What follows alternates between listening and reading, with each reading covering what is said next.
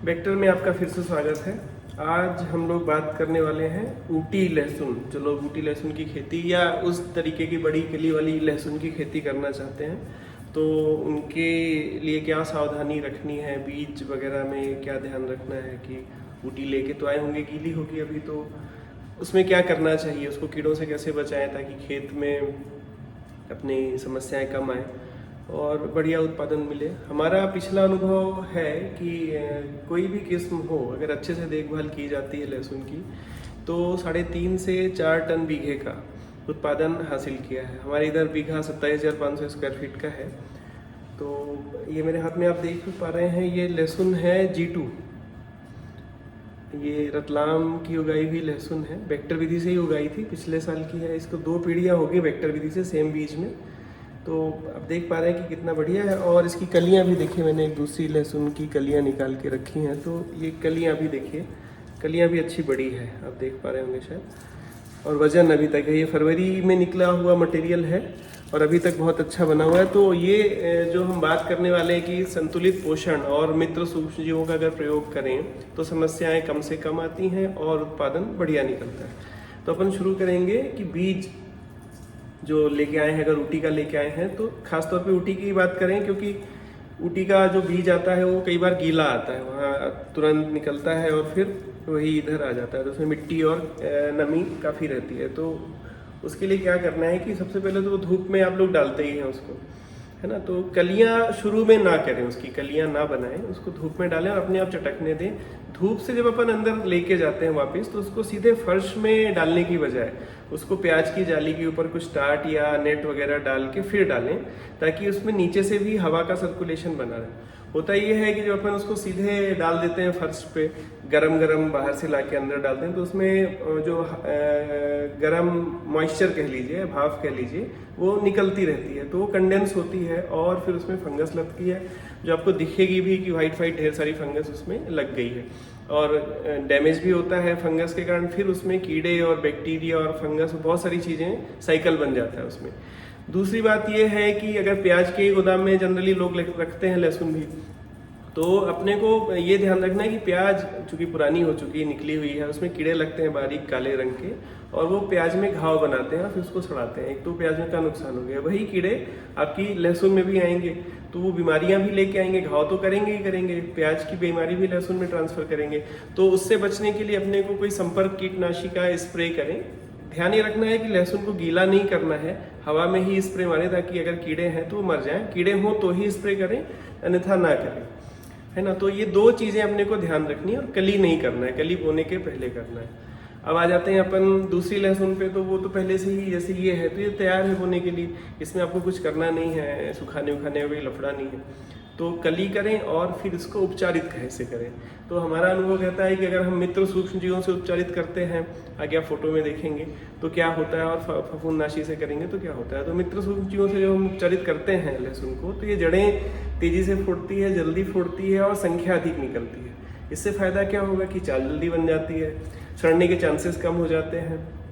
फिर जो आपने न्यूट्रिशन डाला है ज़मीन में, उसको पौधा ले लेता है अच्छे से, और जो आप डालने वाले हैं वो भी जल्दी लेता है, तो चाल अच्छी बनती, पौधा मजबूत होता है, बीमारियां कम आती हैं। तो ये मित्र सूक्ष्मजीवों से उपचारित करने के फायदे हैं, है ना। अभी उपचारित करने से डरते हैं लोग, क्योंकि बाहर का इसका छिलका, आप देखिए ये लहसुन है, इसके बाहर का एक छिलका है, तो लोगों को लगता है कि छिलका निकल जाएगा तो नुकसान होगा। तो ये मन से बात निकाल दीजिए कि इस छिलके से कोई नुकसान होना है। ये बाहर का जो आवरण है, अगर आपका बीज अच्छा है तो एक तो पहली बात ये निकलेगा नहीं, दूसरा अगर ये निकल भी जाता है तो कोई डरने की बात नहीं, क्योंकि अंकुरण इस आगे वाली जगह से निकलना है लहसुन का। तो ये तो डैमेज होने से रहा, इसका बाहर आप निकाल भी दोगे तो भी ये अंकुरित होगा।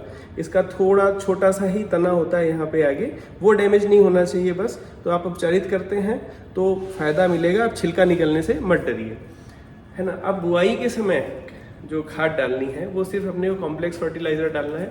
हो सके तो आप डालिए 12-32-16 50 किलो बीघा। इसके अलावा और कुछ मत डालिए। कंपोस्ट आप डाल सकते हैं, कोई केमिकल खाद वगैरह इस्तेमाल ना करें तो बेहतर रहेगा।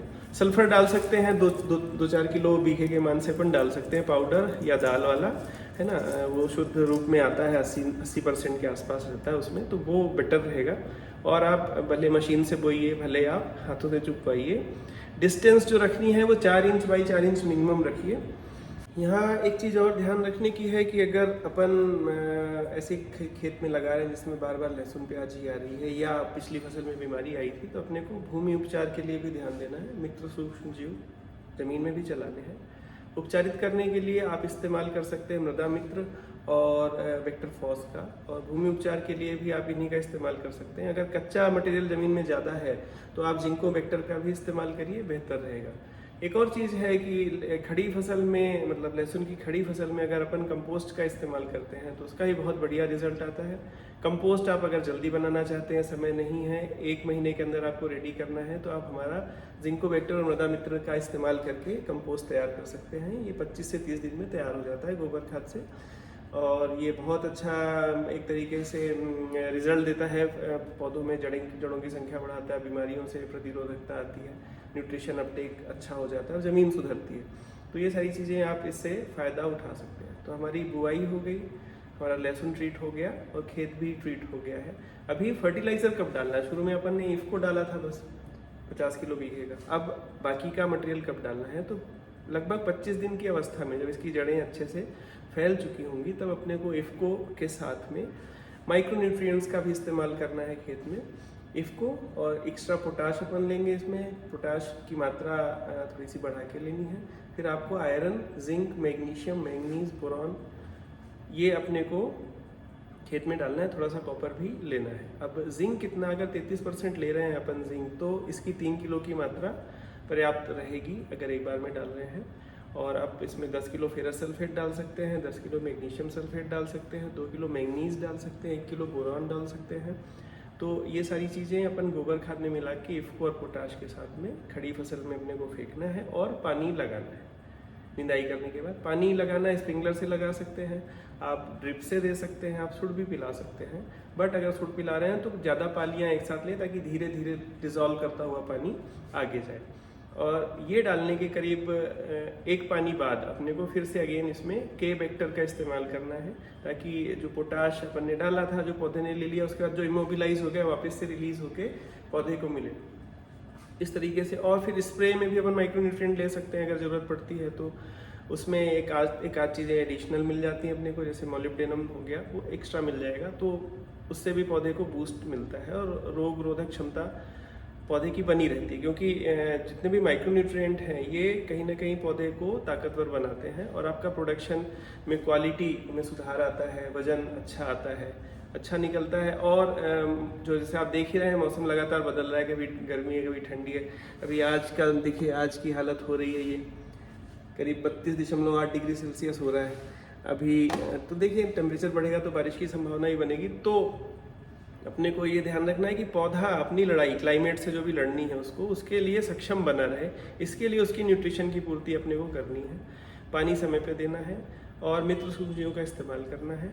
तो अगर अपन इतने ध्यान रखते हैं, और कीटनाशी कब इस्तेमाल करने, फफूंदनाशी कब इस्तेमाल करने हैं, उनको ऐसे कॉलम में रखिए कि ज़रूरत पड़ने पे इस्तेमाल करेंगे। अपने कोई रेगुलर यूज़ नहीं करना है, अंधाधुंध इस्तेमाल नहीं करना है। हाँ, चारा मार दवाई आप डाल सकते हैं, चारा मार दवाई का अल्टरनेटिव नहीं, क्योंकि मजदूरी और ये सब बड़ी दिक्कत वाली बात हो गई है, तो आपको घास का नियंत्रण तो केमिकल के माध्यम से करना पड़ेगा।